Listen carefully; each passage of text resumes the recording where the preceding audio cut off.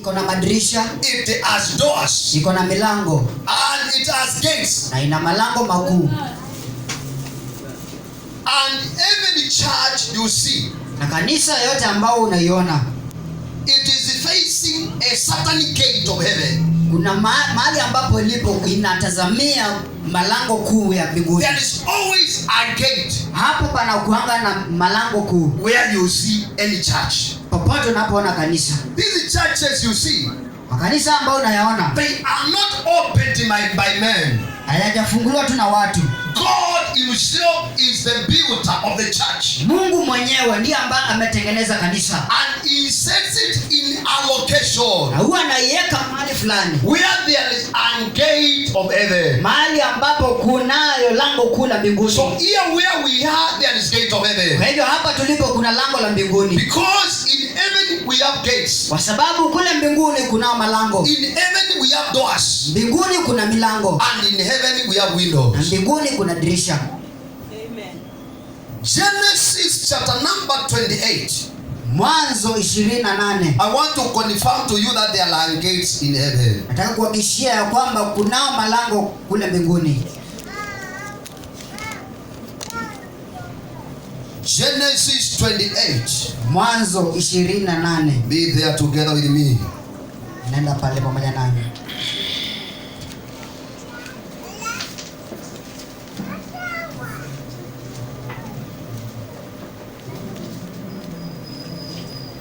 And we will preach together.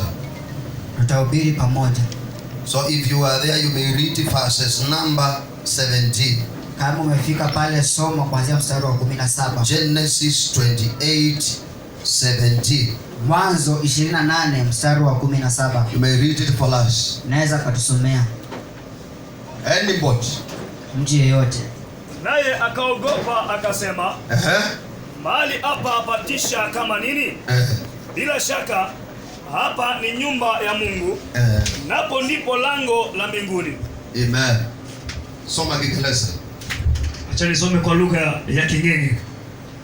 Inasema hivi, and he was afraid and said, how dreadful is this place? This is none other but the house of God, and this is the gate of heaven. Amen. That's it.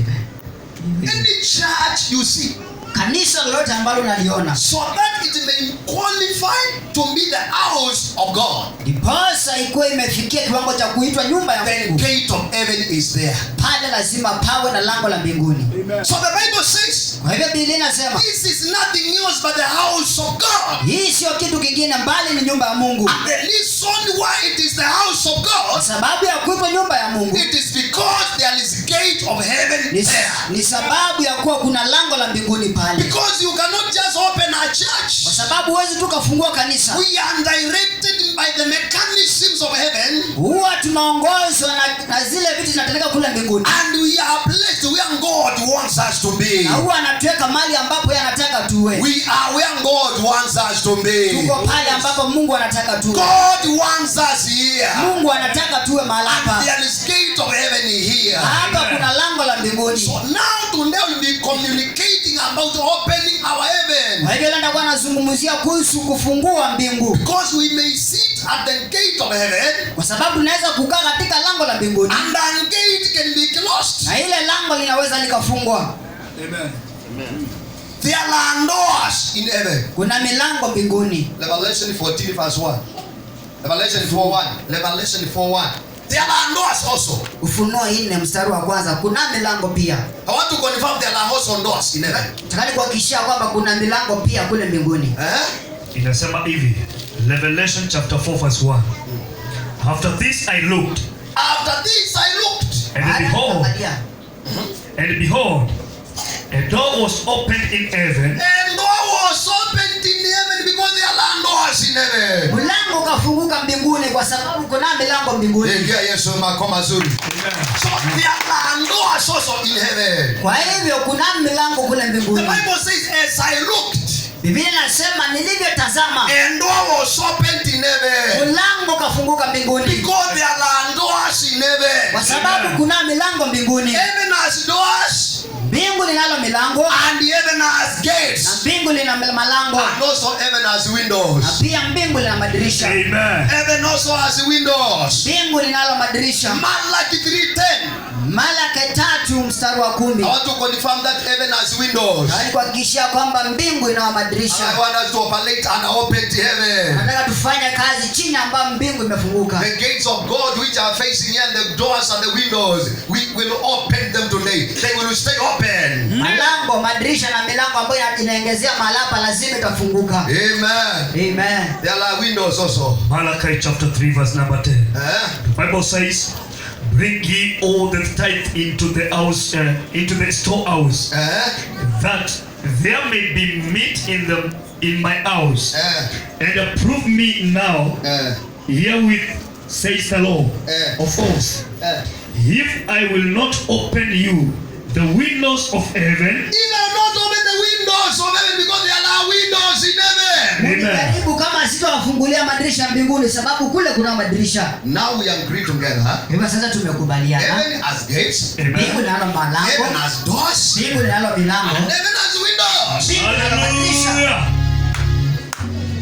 So we want to operate an open heaven. Kwa hivyo tunataka tufanye kazi chini ya mbingu ambayo imefunguka. Because heaven has windows. Sababu mbingu linalo It madirisha, has doors. linalo milango, And it has windows. linayo malango. And you cannot deny this. Na huwezi ukakana hili Because it is written in your Bible kwa sababu imeandikwa katika Biblia yako. for a confirmation Kwa sababu ya uhakikisho. that you may believe it without doubt. Ndiposa uiamini bila That there are kusita gates in heaven, ya kwamba kunao malango there mbinguni, are doors in heaven, kunao milango mbinguni, and there are windows in heaven. pia kuna madirisha mbinguni. The gates can be shut, Malango yanaweza kafungwa, the windows can be shut, madirisha yanaweza kafungwa, and the doors can also be shut. hata milango pia inaweza kafungwa. Second Chronicles chapter number 7.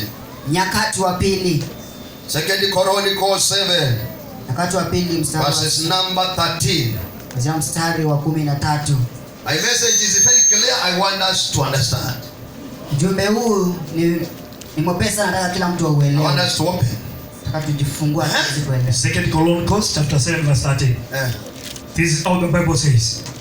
If I shut up heaven, If I shut up heaven, it's enough. You may now take your seat. Listen. If I shut, because God can shut it. amen, Anasema ikiwa nitafunga mbingu, kwa sababu Mungu ana uwezo wa kuifunga. He can shut the doors. Anaweza akafunga He milango, can shut the gates. anaweza akafunga He can malango, shut the window. anaweza pia akafunga madirisha.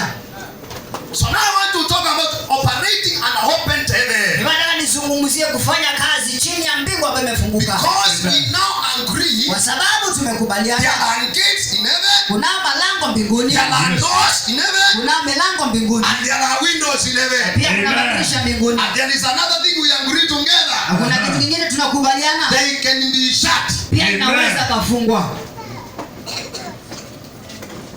I repeat again. yes, Narudia, We have gates in heaven, kunao malango we mbinguni, have doors in heaven, kuna milango mbinguni, and we have windows. na pia kuna That madirisha. is number one. Hiyo jambo la kwanza. Number two, we have to agree. Jambo la pili nafaa kukubaliana, They can be shut. yanaweza Amen. yakafungwa, They can be shut. yanaweza yakafungwa, They can be shut. inaweza ikafungwa. And when they are shut, Na ikifungwa you operate under a closed heaven. unaanza kufanya kazi chini ya mbingu ambayo imefungwa. amen, Igesoma kwa mazuri. amen, Jesus himself, Yesu mwenyewe one day he discovered, siku moja akaelewa, I am operating under a closed heaven, nafanya kazi chini ya mbingu ambayo imefungwa. although I'm a son of God. Hata ingawa mimi ni mwana wa Mungu, He was the son of God. alikuwa mwana wa Mungu, But one day he discovered, lakini siku moja akaelewa, I am operating under a closed heaven, nafanya kazi chini ya mbingu ambayo imefungwa. and I want to open it Anataka niifungue so that I may operate under open heaven. kwanza, nifanye kazi chini ambayo mbingu Matthew imefungwa. chapter 3 verses number 14 to 16. Mathayo 3 mstari wa 14 kufika 16. Matthew chapter Chapter 3 verses 14 to 16. Mathayo 3:14. Matthew chapter 3 verse 14. This is how the Bible says. But John forbade him, But John refused to baptize Jesus. Yohana alikataa kumbatiza Yesu, saying, Akisema, I have need to be baptized of thee. You are the one who should baptize me. Wewe ndio ambaye unafaa kunibatiza mimi. And comest thou to me. And now you are coming to me. Na wewe unakuja kwangu. 15. Verse 15. And Jesus answering said, Jesus answered John and he said, Yesu akamjibu Yohana akamwambia, suffer it to be so now. don't hinder me from being baptized. usinikane katika kunibatiza. For thus it becomes us to fulfill all righteousness. For that is what we should do, so that we may fulfill all the righteousness. Sababu ndio jambo ambalo tunafaa kulifanya ndiposa tuwe tumehakikishwa kuwa watakatifu. 16. 16. And Jesus said, And Jesus. and Jesus, verse 16, and Jesus, when he was baptized, And Jesus, when he was baptized, Wakati Yesu alipokuwa amebatizwa, went up straight away out of the water. he went up straight away out of the water. akatoka ndani ya maji. And lo, And look, Tazama, the heavens were opened unto him. the heavens were opened because it was closed for him. The heavens were opened unto him. mbingu zikamfungukia kwa It is sababu enough. amefungwa. It is enough. It is Ndivyo, enough. ndivyo sasa. Amen. Jesus discovered, Yesu akaelewa, I am a son of God, mimi ni mwana wa Mungu and my heaven is closed. na mbingu yangu imefungwa. He went to John the Baptist. Akamwendea Yohana He Mbatizi, told John, baptize me. akamwambia Yohana Mbatizaji John nibatize. said, I don't see whether you need baptism. Yohana akamwambia mimi sioni kama unahitaji You kubatizwa, should baptize me. unafaa kunibatiza mimi. Jesus said, no. Yesu akamwambia hapana, I know what I'm trying to do. naelewa kile ambacho nataka kukifanya, Baptize me now. nibatize sasa hivi So that I may fulfill all the righteousness. ndiposa nifanye ule watakatifu And wote. John said, then let me baptize you. Yohana akamwambia wacha nikubatize. And when he was baptized, Alipobatizwa, the Bible says, Biblia inasema heaven was opened unto him. mbingu zikamfungukia, They were opened unto him. zikamfungukia. It means they were closed unto him. Inamaanisha zilikuwa zimefungwa, Now they were opened unto him. sasa Yes. zikafunguka. Lift up your right hand and say today, Yes. my heaven My heaven will be open be open for me. for me. Operating under open heaven. Fanya kazi chini ya mbingu ambayo imefunguka. We want to open our heaven. Tunataka tufungue mbingu yetu. And I want to show you, Nataka nikuonyeshe because there are kwa keys sababu kuna funguo which we should use to open heaven. na tunafaa kutumia tufungue mbingu. Because any house where you enter, Kwa sababu katika kila nyumba ambayo utaingia there are keys which open the gate, kuna funguo za kufungua malango and the keys which open the gate, na funguo ambazo huwa zinafungua you malango cannot use them for the door. haziwezi kutumika Yes. kufungua But mlango, when it comes to the window, lakini ikifika kwa madirisha there are no keys needed to open window. hapa kunanga funguo za kufungua madirisha. There is a style which closes the window. Kuna ile namna ya kufunga madirisha. Amen. So now let us agree together. Wacha tukubaliane sasa, If your gate is closed, ikiwa malango yako makuu yamefungwa, there are something that cannot enter there. kuna mambo fulani hawezi akaingia pale, Because if you have a car, kwa sababu kama uko na gari, a car cannot enter through a door. gari hawezi kapitia kwa mlango. Yes. Listen to me. Sikilize, Heaven is going to open the gates. mbingu itaenda kufungua malango makuu. And engineer, I will meet you driving a car. Tembea na gari, Because the cars don't go through the window. kwa sababu gari Yes. hawezi kapitia kwa mlango, They don't go through the hawezi doors. kapitia kwa madirisha, They go through the gates. inapitia Yes. kwenye malango makuu. So the gates has to be opened. Ikiwa sasa malango makuu yanafaa kufunguka, Big things begin to enter. mambo makubwa yanaanza kuingia ndani. Amen. Listen.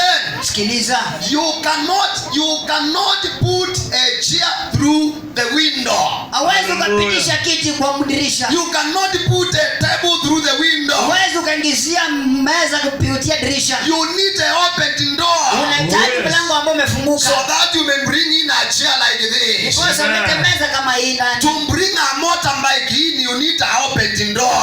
Ukitaka kuleta tu kama motorbike ndani, unahitaji tu mlango ambao But umefunguka, when you want a vehicle, lakini ukitaka gari you need an open gate. unahitaji Amen. mlango ambao limefunguka.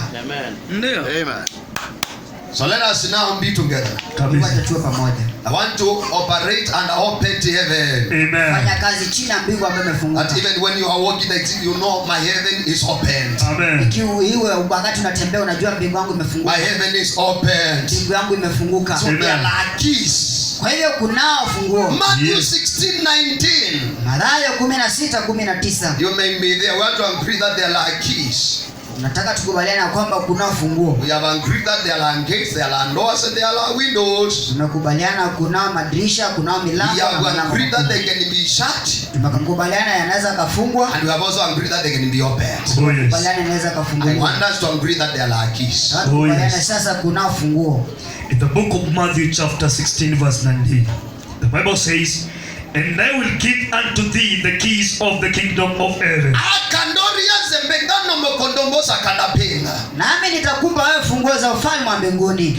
And whatsoever thou shalt bind on the earth, If you want to close the gate, Kama unataka kufunga malango makuu, shall be bound in heaven. it will be closed even in heaven. itafungwa hata pia mbinguni. And whatsoever thou shalt loose on earth, You want to open a door here now, Unataka kufungua mlango huku duniani, shall be loosed in heaven. shall be opened also in heaven. hata mbinguni itafunguka. Ikia Yesu makao mazuri. Amen. I will give you the keys of the kingdom of heaven. Nitakupa funguo za ufalme wa mbinguni. So it means there are keys which you need. Kwa hivyo inamaanisha kunao funguo ambazo unahitaji. Look to your friend and tell your friend there are keys which you need. Alia mwenzako mwambie kuna funguo There ambazo are unahitaji. keys which you need. Kunao funguo unazohitaji. So that where you open, nobody will shut. Ndiposa ambapo utafungua hakuna mtu wa kupafunga. And every key, Na kila funguo it has the name of the owner. inao jina la mwenyewe. Isaiah 22 verses 22. Isaya 22:22. The book of Isaiah 22 verse 22. This is how the Bible says. "And the keys of the house of David will I lay upon his shoulders." And the keys. Somebody say, and the keys And the key of the house of David. of the house of David. Tell your friend also, I want my own key. I want my own key. If David had his keys, Kama Daudi alikuwa na funguo I zake. also want my key. Want my key. Funguo wangu. So the Bible says, Biblia inasema I will give Jesus nitampa Yesu the keys of David. funguo za Daudi. Because David was long time dead. Kwa sababu Daudi alikuwa amekufa kitambo. And the keys of the house of David, Na funguo za nyumba ya Daudi they were staying idle. hazikuwa zinafanya kazi. Nobody was using them. Mungu alikuwa anazitumia. And God is saying, Wala Mungu akasema the keys of the house of David, funguo za nyumba ya Daudi I see them staying here idle. hazikuwa zikikaa hapa tu bure. I will lay them upon your shoulder. Utaziweka kwenye shoulder zako. And when I will give you the keys, what will you do? Nikikupa zile funguo utafanya nini? So he shall open, So you shall open. Utafungua and none shall shut. And in Angozi and in Bigango. au utafunga. Hakuna kufunga. And he shall shut, And you will shut. Na utafunga. none shall open. And nobody will look at Ketama. Hakuna Hallelujah. atakayeweza kufungua. Hello. Hello. Tell your friend, where are the keys now? Where are Where are the keys? Where are the keys? Where are the keys? What the Bible says, when you have the keys, Ninasema ukizipata zile funguo you will open. utafungua And nobody will shut. na hakuna wa kufunga. You will shut. Utafunga And nobody will na open. hakuna wa Yes. kufungua. Amen. You want to operate under open heaven. Amen. Tumika chini ya We mbingu ambayo want to imefunguka. operate under open heaven. Fanya kazi chini ya mbingu ambayo imefunguka. Let me take you somehow further now. Sasa tuingie ndani kidogo. Heaven has gates. Mbingu inao malango makuu, It has windows. inao madirisha, It has doors. inao milango. And they can be shut. Inaweza kafungwa And they can be na opened. pia inaweza kafunguliwa. This is what I want. Hii ndiyo ambayo I nahitaji. want my heaven to be open. Nataka mbingu yangu Amen. ifunguliwe. Jesus said, Yesu akasema, John, Yohana, don't stop me now. usinikataze. Baptize me Nibatize tu. so that Niposa. I may fulfill Nitimize all the righteousness. kila utakatifu He wote. baptized him. Akambatiza. He came out of the water. Akatoka ndani ya maji. Immediately, Hapo kwa hapo heaven was opened. mbingu ikafunguka. I will show you Itakuonyesha which key Hallelujah. ndio funguo gani. Which key? Ufunguo gani Jesus used Yesu alitumia to open the gate of heaven. akafungua lango la mbinguni. Let us go back to 2 Chronicles. Turudi tu kule Nyakati wa pili. 2 Chronicles. Nyakati wa pili. Chapter number 7. Hiyo kifungu cha If 7. I shut heaven. 2 Chronicles chapter 7, Verse 13 and 14. verse number 13. It says, Inasema, if I shut up heaven, If I shut up heaven, nikizifunga mbingu that there be no rain, but there be no rain. usiwe na mvua tena, or if I command the locust If I command the locust to to devour the land, nikiamuru zige devour the land, kula nchi, or if I send pestilence among my people, if I send sicknesses upon my people, ama nikituma tauni kwa watu wangu. 14, 15. if my people if my people, Ikiwa watu wangu which are called by my name which are called by my name, walioitwa kwa jina langu shall humble themselves shall humble themselves watajinyenyekesha and pray and pray kuomba and seek my and face seek my na face, kunitafuta, and turn from their wicked ways, turn from their wicked ways, yacha njia zao mbaya, then will I hear from heaven hallelujah, from heaven, basi tasikia kutoka mbinguni and will forgive their and sin forgive their sins, kuwasamehe dhambi zao, and will heal their and land. I will heal their land. kuponya nchi yao. The first key is called the key of prayer. Ufunguo wa kwanza unaitwa ufunguo wa So maombi. God said, Wewe Mungu if akasema, I shut heaven, ikiwa nitafunga mbingu, do not panic. usianze kushtuka, Come with the right key. kuja na ufunguo ambao And unastahili. the right key is called prayer. Ufunguo Amen. unastahili ni maombi.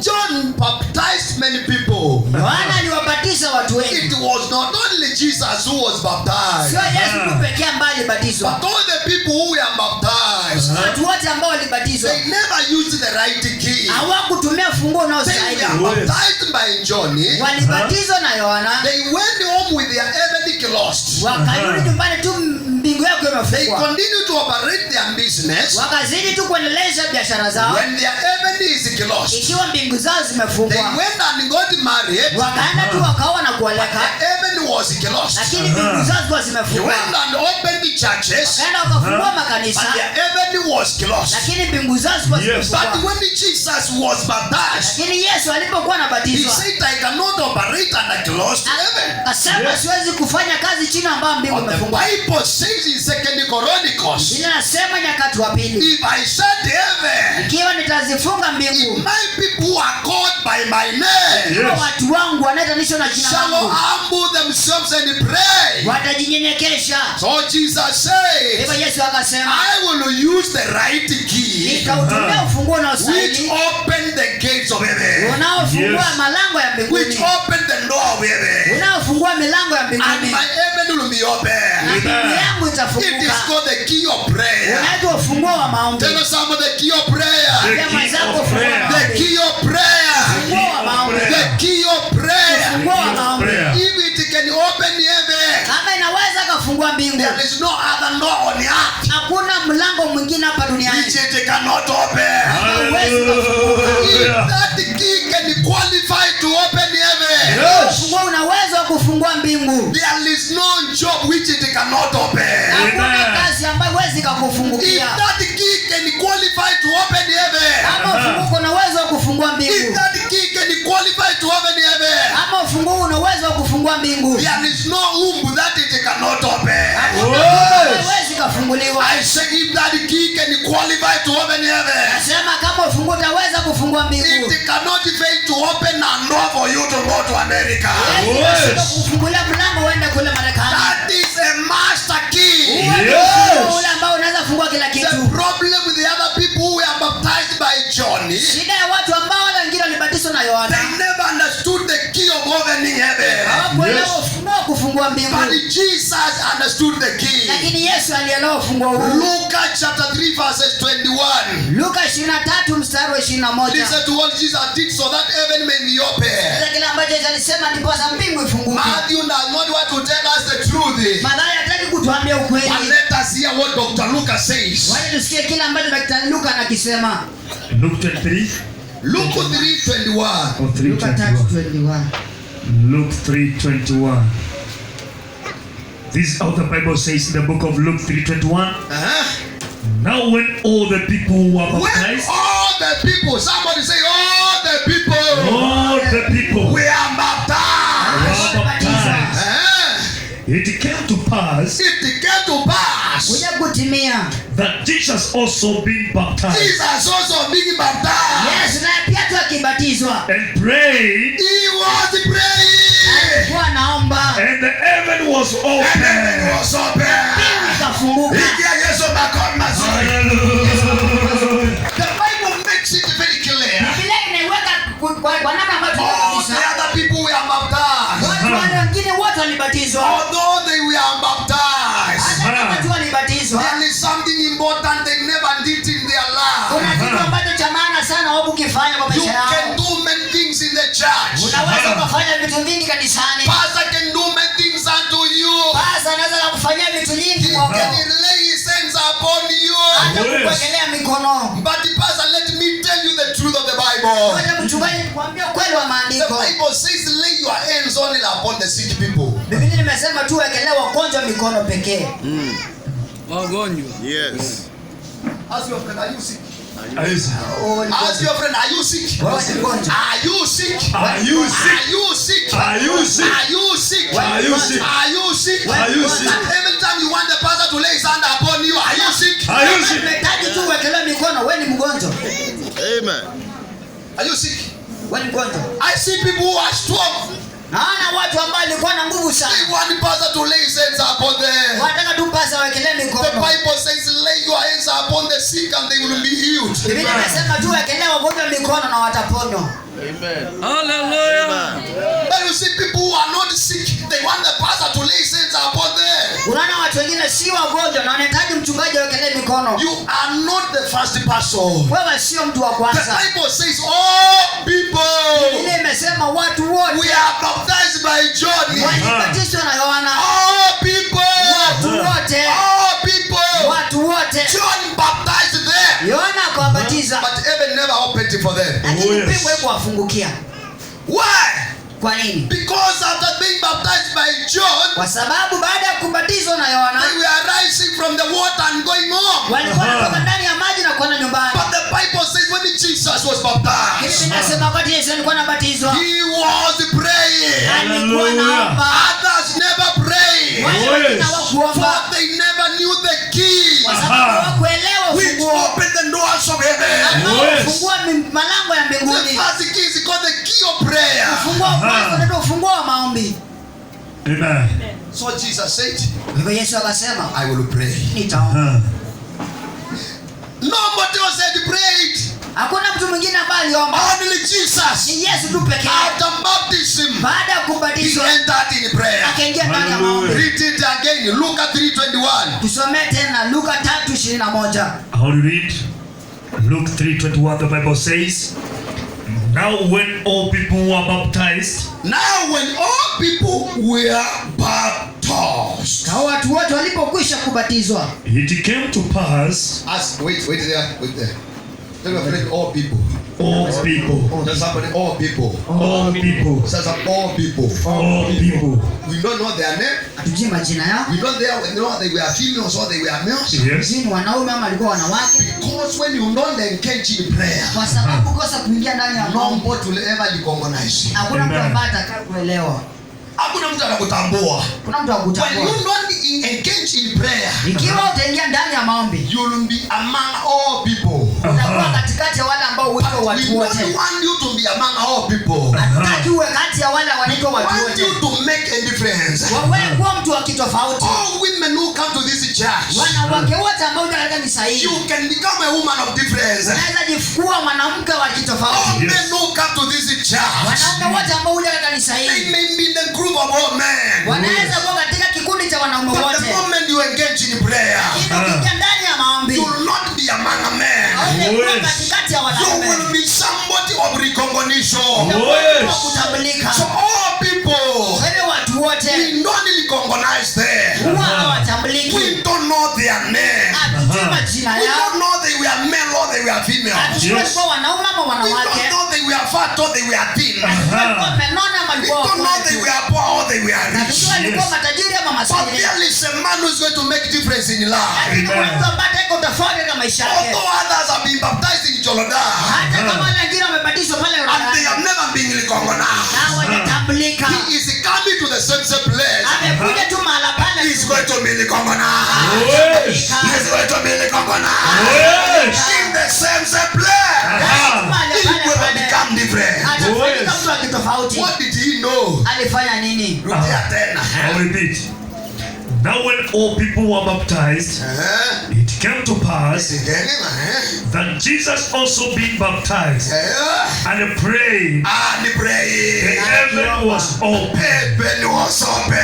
Amen. Because what he's trying to do, Kwa sababu kila ambacho nataka kukifanya, others don't want to do it. wale wengine hawataki kukifanya. Men of prayer, Watu ambao huomba they don't stay in the same level with other people. waishi Yes. kiwango kimoja na wale wengine. Let us go together in the book of Makonza and Makonda. Twende pamoja kitabu cha Makosa Madima.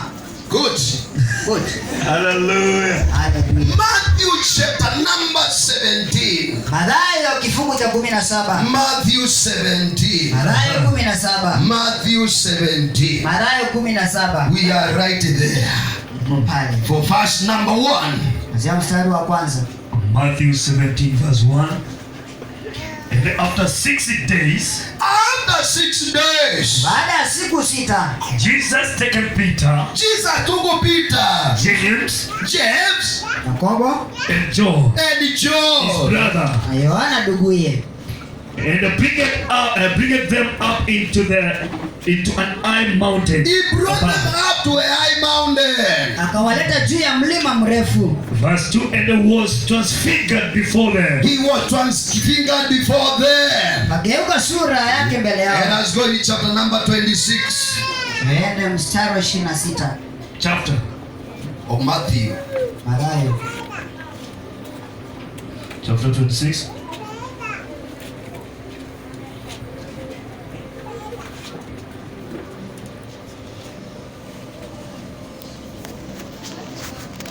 Matthew 26.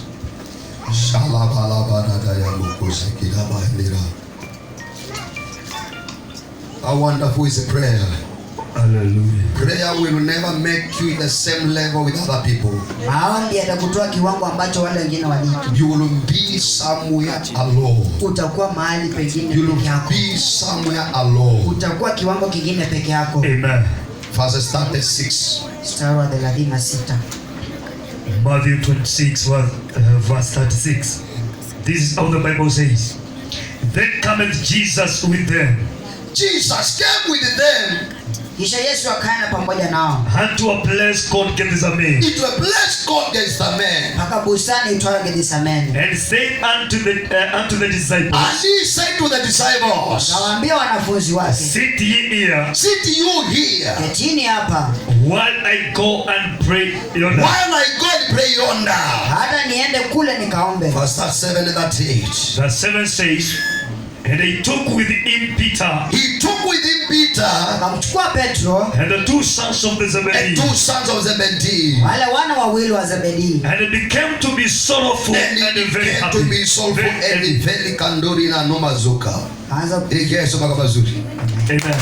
Let me show you now what happened. kwanza sasa nikuonyeshe kilichofanyika. Jesus Christ, Yesu Kristo he had 3 groups of people. alikuwa na vikundi vitatu vya watu. Well, Jesus, Yes.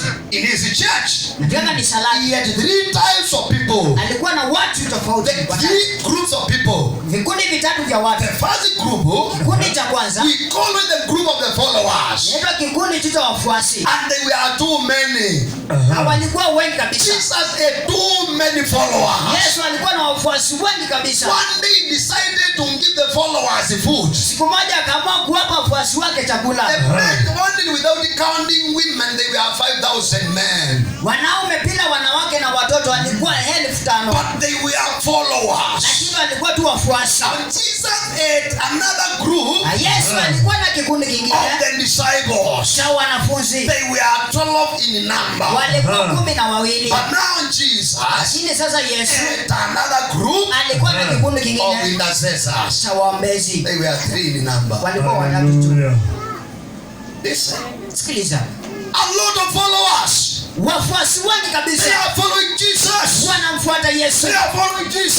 Wanafuata Yesu. But the disciples, Lakini wanafunzi all the time they were with Jesus. kila wakati walikuwa pamoja na Yesu. But when it came to time of prayer, Kila wakati ilifika wakati wa maombi, he had only 3 intercessors. alikuwa tuna waombezi watatu.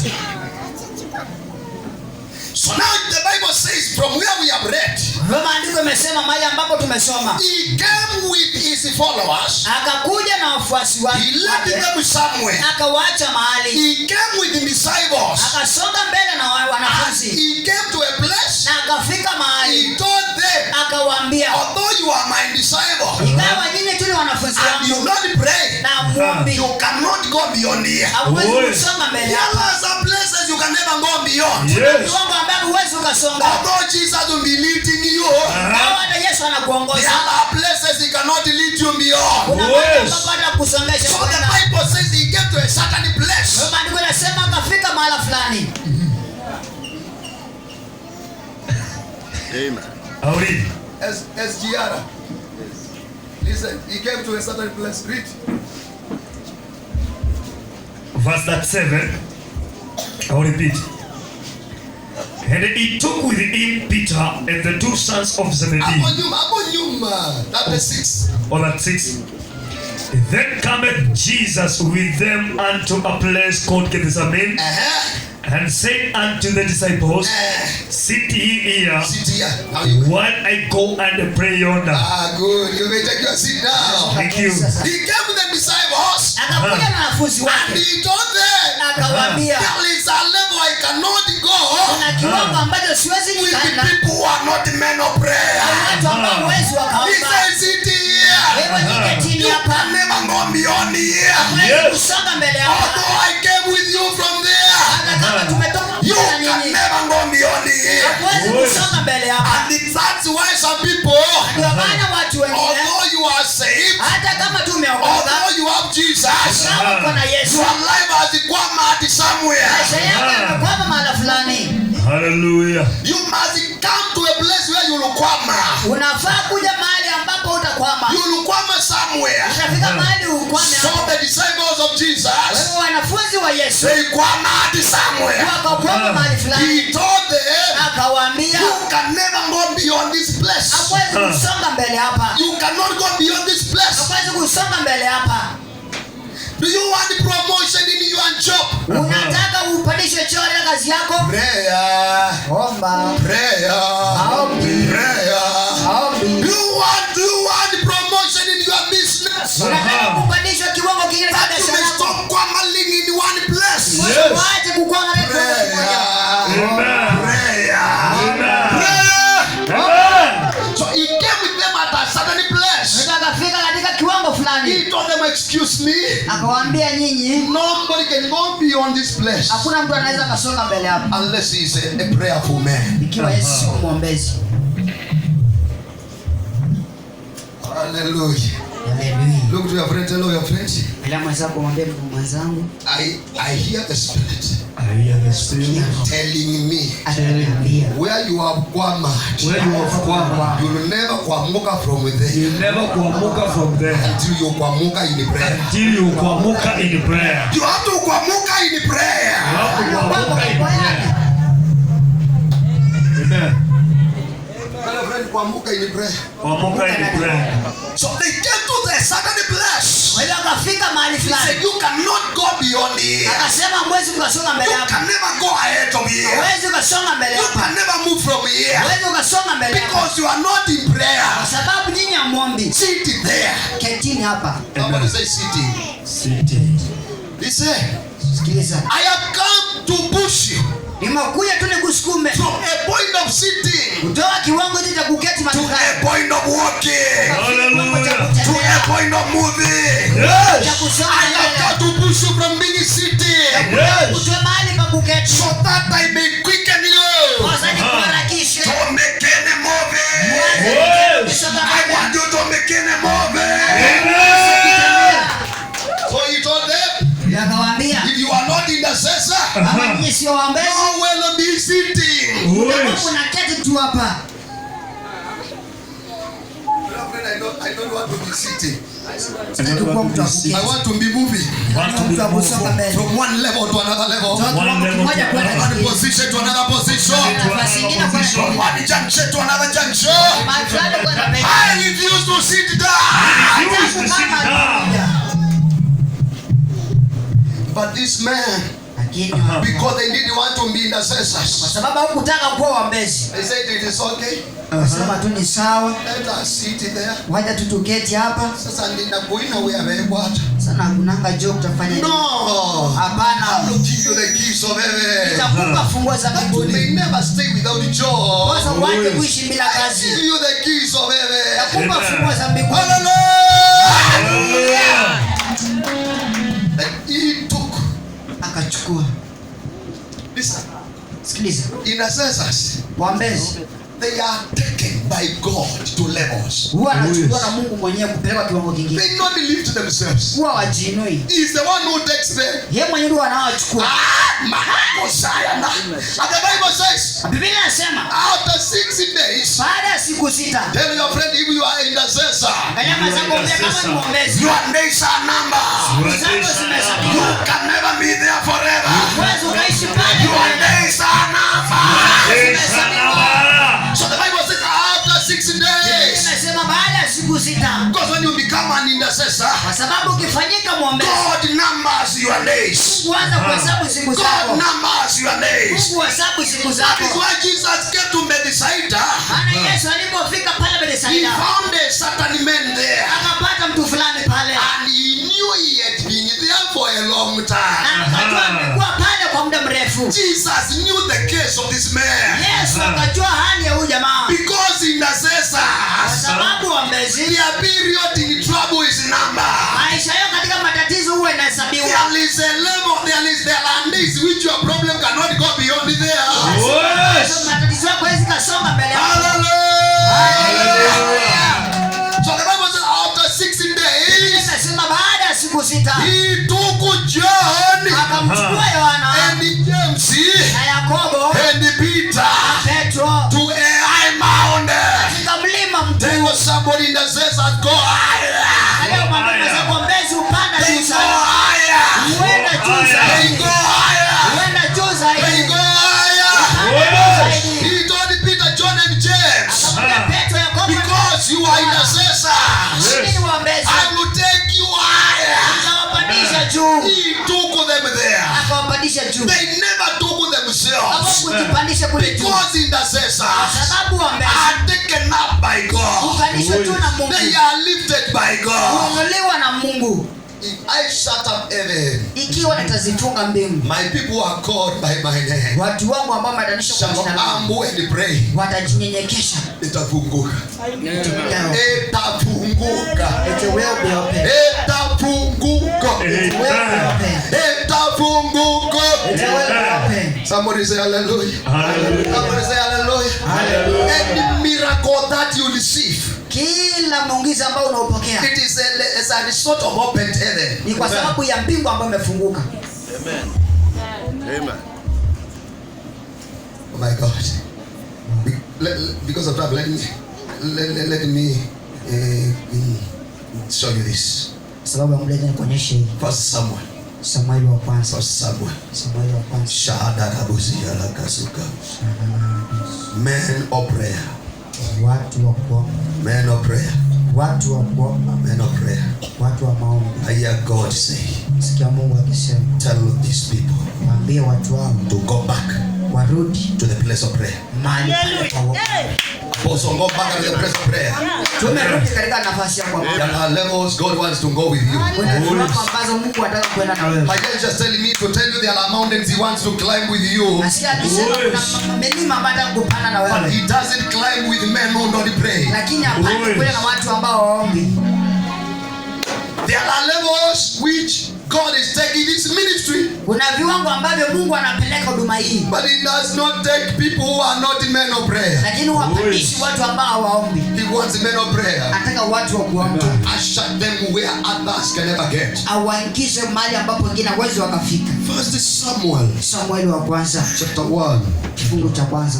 Oh my God. First and wonderful. First Samuel. Samueli wa kwanza.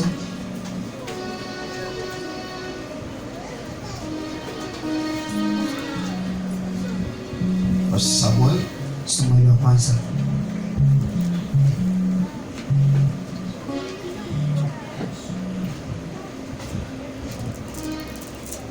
Are you there? Chapter number 1. Yeah. Hapo katika kifungu cha kwanza. Verses number 4 and 5. Mstari wa 4 na wa 5. First Samuel chapter 1 verse number 4. The Bible says, and when the time was that Elkanah, let it repeat. And when the time was that Elkanah offered, he gave to Peninnah his wife and to all her sons and her daughters portions. But unto Anna he gave a worthy portion, for he loved Anna. But the Lord had shut up her home. Good. Do you afraid no demons? Not demons. No devils? No devils. No witchcraft? No witchcraft. Not ancestral spirits? No ancestral spirits. God Mungu had shut. alikuwa amefunga. God Mungu had shut. alikuwa amefunga. Nobody bewitched Anna. Sio mtu alikuwa amemroga Hana. It was not ancestral curse. Sio laana ya watu ambao walikufa kitambo. It was not neighborhood witchcraft. Sio uchawi kutoka kwa majirani. It was not a pot danga down somewhere at the shamba. Sio nyungu ambayo ilikuwa imechimbwa mahala fulani kwa shamba. The Bible says God Biblia inasema Mungu had shut alikuwa amefunga the womb of Anna. tumbo ya Hana.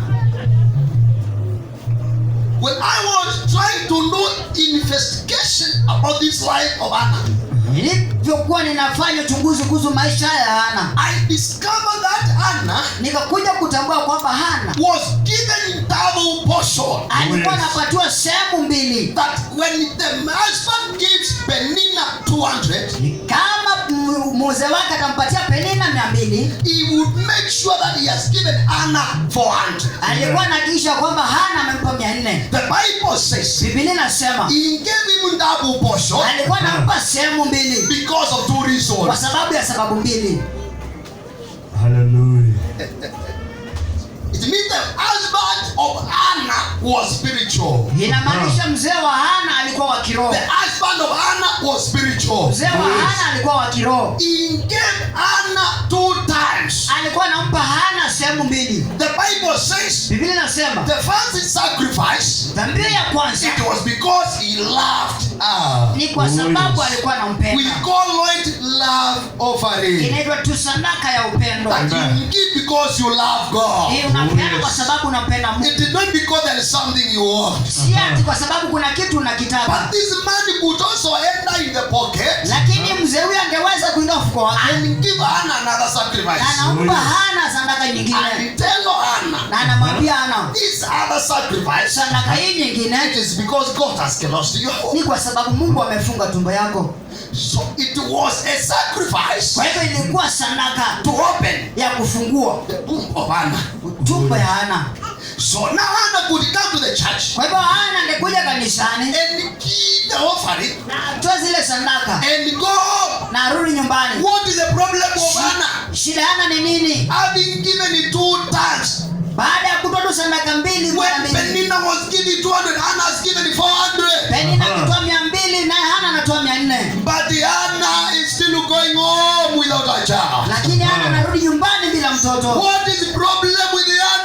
Shida ya Hana ni nini? Hannah does not pray. Hana haombi. Hannah is a good giver. Hana ni mtoa sadaka Hannah mzuri. doesn't pray. Lakini haombi. I want to show you when Hannah prayed the first time. Nataka kuonyesha wakati ambao Hana aliomba mara yake ya All kwanza. those days, Hannah never prayed. Siku zile zingine Hana hakuwa anaomba. We will confirm from the Bible. Oh yes. Kisha kutoka kwa Biblia. Hannah never prayed.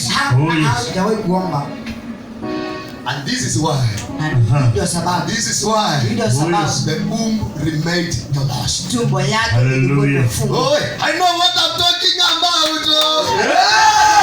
People here are going to operate and open the heaven. Watu Amen. wanafanya kazi chini ya mbingu ambayo imefunguka. Let us continue. Tuendelee. My God. Mungu wangu. Endelea. Verses number 6. Mstari wa 6. Number 6, the Bible says,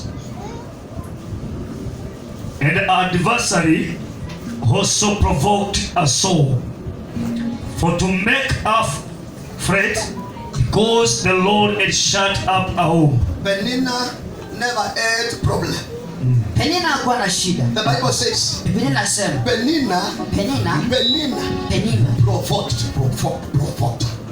alikuwa tu anazidi tu kumuongelesha maneno ya Why uchungu, are you not serious? kumchokoza. The problem is you. Shida ni The wewe. problem is not your husband. Shida sio mzee wako. See, your husband has given me all these sons. Sio mzee wako amenipatia watoto wote. Penina could provoke. Penina alikuwa anamchokoza sana But bana. even after being provoked, Hata baada tu ya kuchokozwa sana, this woman never took action. mwanamke yule hata kuchukua The hatua. Bible says verse number 7. Biblia imesema mstari wa 7, They continued like those many years. wakazidi tu kuendelea kama miaka hiyo nyingine mingi. Anakwaswa, Anazidi kukwaswa. aombe na anataka kuomba. That she may pray but she don't want to pray. Miaka mingi Very many years. akiwa shingo ngumu. Verse number 7. Mstari wa 7. Verse 7 says, and as he did so by years, Year by year. and as he did so year by year, Year by year. Sema nano mwe, year by year. year by year, So it was not 1 year. Sio mwaka mmoja tu, Year By by year. year. mwaka baada ya mwingine. And no falling without prayer. Year by year. Sadaka bila maombi, mwaka baada ya mwingine. when she went up to the house of the Lord, so she provoked her. Naye anaendelea kumkwasa haombe. Penina anaendelea kukwasa Hana haombe. Penina want to provoke her that she may pray. Therefore she wept. Therefore Hannah refused to pray and began to cry. Hana akakataa kuomba na akaanza kulia, And did not eat. And he refused to eat food. na akakataa kula chakula. Haleluya. And refused to eat food. Akakataa kula chakula. Tell your friend there is difference between fasting and food stoic. Kuna There is difference tofauti. between fasting and a food strike. Kataa kukula tu. When you don't eat and you don't pray, that we call it stoic. Kataa kuomba na ukuli, hiyo tu ni kukataa There are chakula. some people who say I'm on fasting Watu wanasema nimefunga. and they don't pray. That is about stoic. Ya hawaombi, hiyo tu ni kukataa That chakula. is stoic. Hiyo ni kukataa chakula tu. Instead of Hannah fasting, Badala ya Hana kufunga na kula, Hannah did food stoic. Hana alikuwa tu anakataa chakula. Endelea. Verse 8. Then said Elkanah her husband to her, Basi siku moja Elikana akaamua nitaongea na huyu mama. Hannah, why wept thou? Kwa nini unalia? Hii sio maombi Hana unafanya. Hana, tunakuyanga kanisani kuomba, wewe unakuyanga hapa kulia. Hana, ni nini kinafanya ulie wewe? And why eatest thou not? Hapana, unakataa chakula hii hapo, si kufunga, hii ni strike.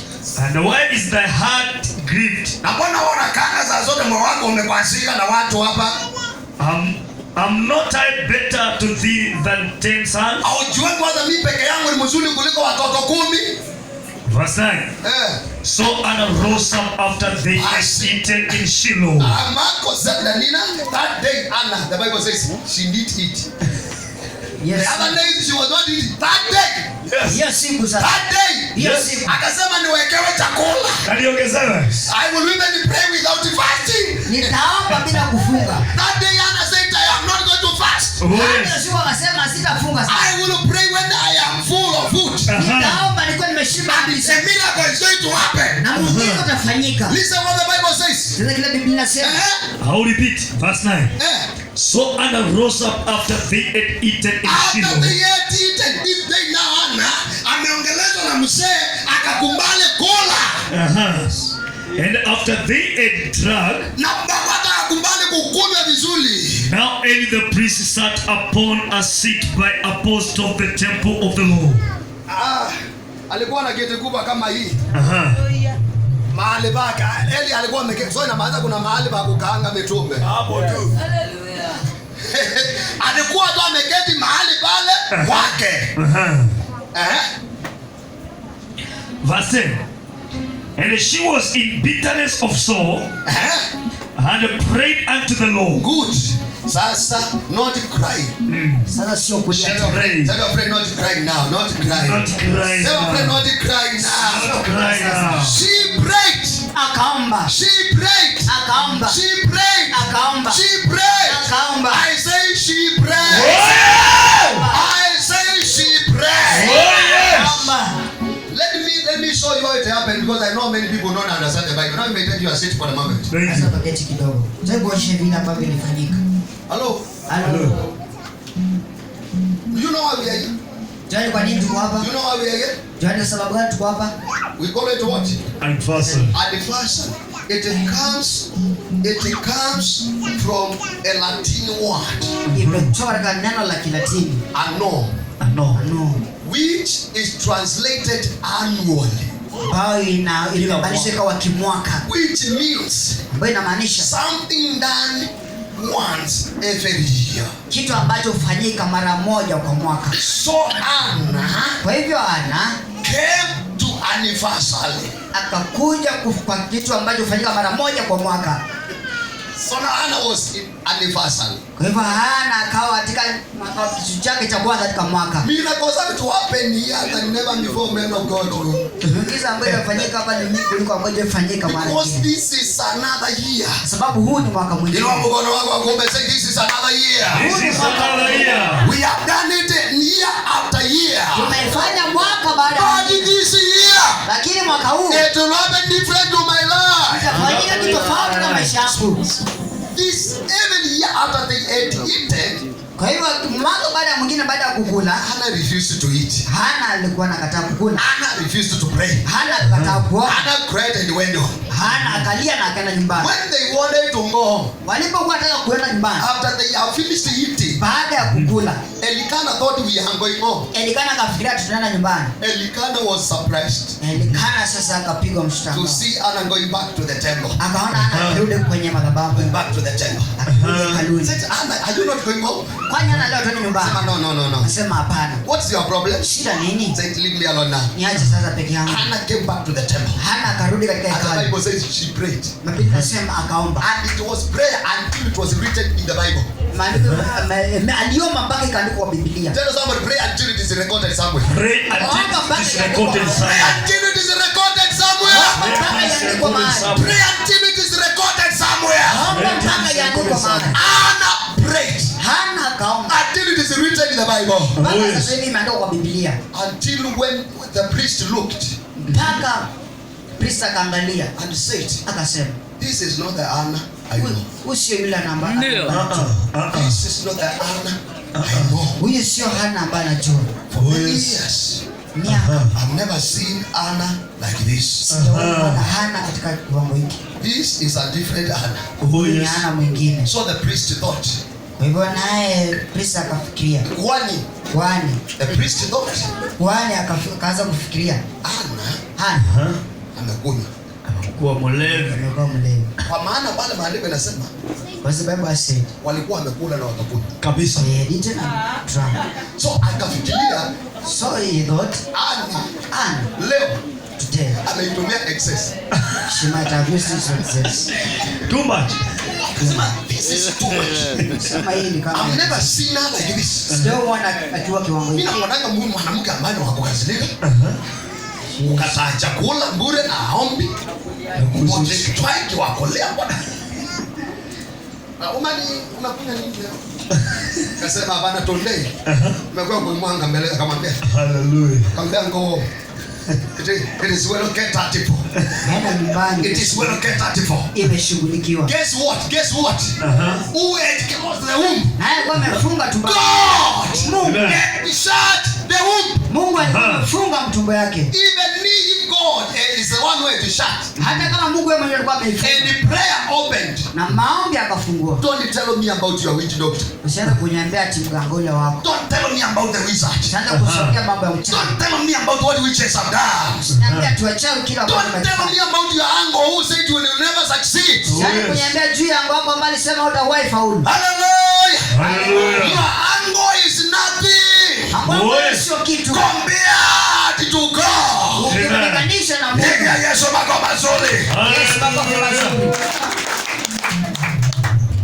What if I come to the church Sasa ikiwa nitakuja kanisani and I refuse to pray? na nikose kuomba.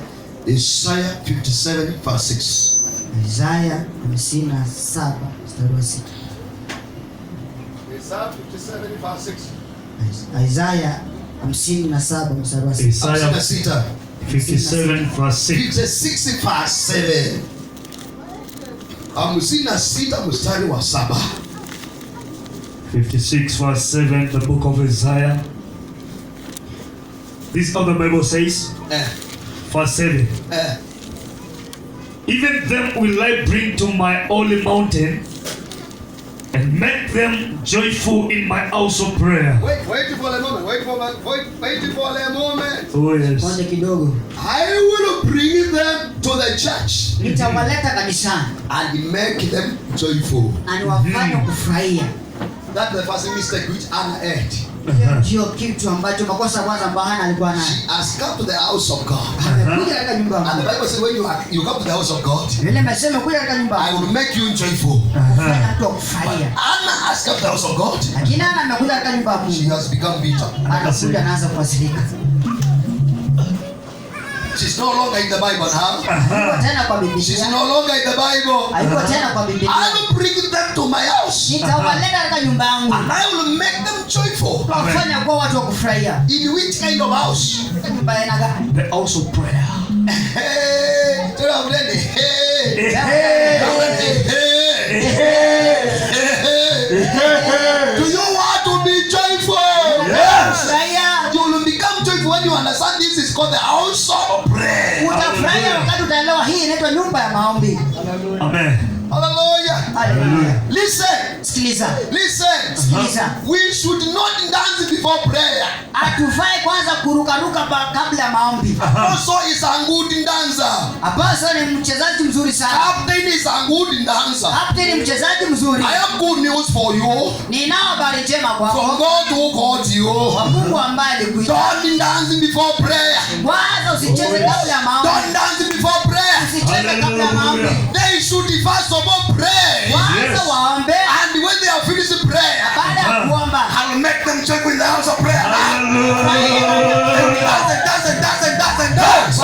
Ucheze kabisa. Because they have done much prayer. Sababu wamemba sana Their sana. heaven is open. Biblia imefunguka. They have what they wanted. Wakona kile ambacho walikuwa Let wanataka. them dance even if they dance up to tomorrow, it is okay. Wacha wacheze hata kama ni mpaka kesho, wacha wacheze. For my house. Kwa sababu nyumba yangu. Let me continue. And I'll start as I continue. Even when I will bring to my, even then will I bring them to my holy mountain and make them joyful in my house of prayer. Their burnt offerings and their sacrifices shall be accepted upon my altar. For my house shall be called an house of prayer for all people. Tell your friend, prayer is for all people. Prayer is for all people. Angalia mwenzako macho mwambie prayer is for all people. Prayer is for all people. Tell your friend, don't kwasa me. Don't kwasa me. My opening video is looking at me when I'm praying. When I pray, This house Yes, is not a house of prayer for some people. it's not a house of prayer for some It's people. a house of prayer for all people. It's a house of prayer for all people. Ndio. Tell your friend all people. All people. It is not for only the holy people. Sio tu kwa watu fulani, wale wazee. Si kwa wale watakatifu. Sio kwa wale ambao Not watakatifu. for only people. Salimia mtu mwambie not for the holy people. Sio kwa watakatifu pekee. Prayer is for all people. Maombi ya watu wote. Hata kama umetenda madhambi yako, Though you have done prayer is for people. maombi kwa watu wote.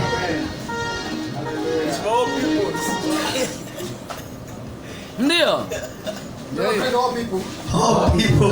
Tell your friend all people. All people. Hata kama uongee na lugha all people. All people. Hata kama unajua unasema nini all people. All people. Hata kama ulimaliza. Prayer is for all people. Maombi ya watu wote. Let us go to the book of Luke now. Turudi kitabu cha Luka. Luke 19:41 to 46. And now listen to this. Msikilize hii. Luke 19:41. This how the Bible says, the book of Luke 19 verse 41. And when he was come near, he beheld the city and wept over it. 42.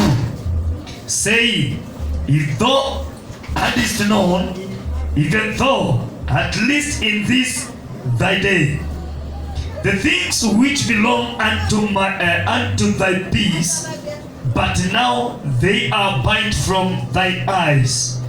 43. For the day shall come upon thee, that thine enemies shall cast a trench about thee, and compass thee round, and keep thee in on every side. 44. And shall lay thee even with the ground, and thy children within thee, and they shall not live in thee one stone upon another, because thou knowest not the time of thy visitation. 45. And he went into the temple, and began to cast out them that sold therein, and them that bought. 46. Saying unto them, it is written, my house is the house of prayer, but ye have made it a den of thieves. Now everyone look at me now. Kila mtu niangalie sasa. Look at me. We are here. Tuko hapa. The food is still being made. Chakula inaendelea tu kutengenezwa. Don't have problem. Usiwe na shida. Don't have problem. Usiwe na shida. Don't have problem. Usiwe na shida. Don't have problem. Usiwe na shida. Now this is Jesus. Sasa huyu ni Yesu. Let us begin again verse 41. Kwanza hapo tena 41. Jesus came to the city. Yesu akakuja katika mji fulani. How do you show you the operation of Jesus? Nataka nikuonyeshe vile ambavyo Yesu alikuwa anafanya kazi. When you answer Yesu asifiwe. Yesu asifiwe. Apia for your miracle. Kwa sababu ya muujiza wako. 41. And when he was come near, he beheld the city, and wept over it. Let me show you. Acha nikuonyeshe.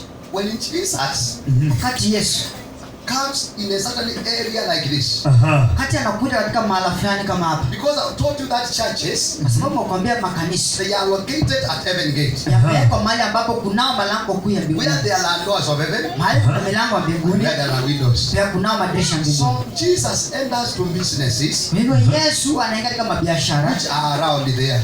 ambayo yamezunguka He pale. checks out the businesses are going on. Inaangalia vile ambavyo mabiashara yanaendelea. He enters in families and homes Anaingia katika boma na familia to check whether these people are okay, kuangalia kama watu wako so sawa. that he may know there is a church in that area. Kwanza ajua kwamba pale kuna kanisa. So he checks the men who are walking around. Anaangalia watu ambao wanatembea kule kwa mtaa. If he sees a lot of machokola walking on the way, Akiangalia kipata kama ni machoko kama sio machokora. He sees a lot of poor men around. Akiona maskini wengi wakitembea huko, He says there is problem in this place. anasema hapa kuna tatizo sana. And then he says Kwa hivyo anasema the problem has to be in the church. shida lazima iwe ni kanisani. And that is why it is in the land. Ndio maana shida imefika kwa So Jesus, when he looked outside, Kwa hivyo Yesu alipoangalia kule nje, he cried. akaanza kulia. And he said, these people, Akasema watu hawa they do not know the time of their visitation. hawajui wakati huu wa These kujua kwao. ones do not understand. Hawaelewi. So he just cried. Kwa hivyo akafanya He said, kulia. let me enter in the church. Akasema wacha niingie kanisani. Where there are those people who understand. Mahali ambapo kuna wale ambao wanaelewa.